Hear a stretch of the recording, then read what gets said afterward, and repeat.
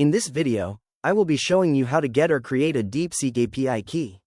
Let's get started. I begin by opening a new tab in my web browser and navigating to the search bar to type in Deepseek platform.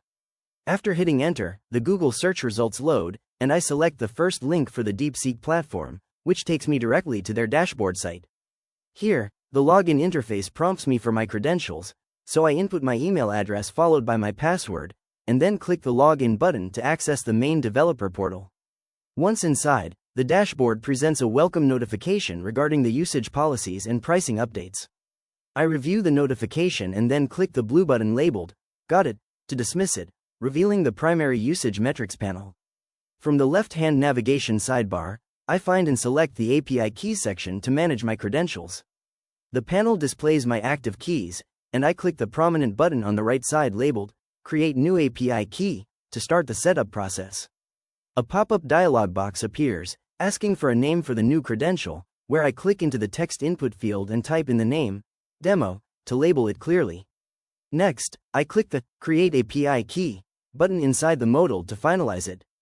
The interface instantly updates to display the newly generated text string for the API key, showing a notification banner at the top confirming successful creation.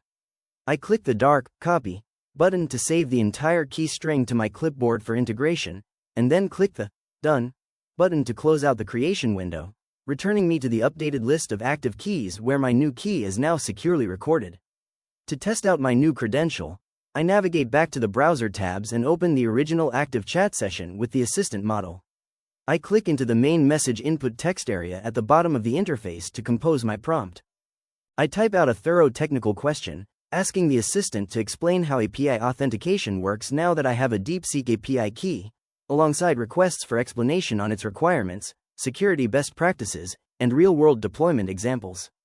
Once the comprehensive message is complete, I click the blue send arrow icon on the right to submit it.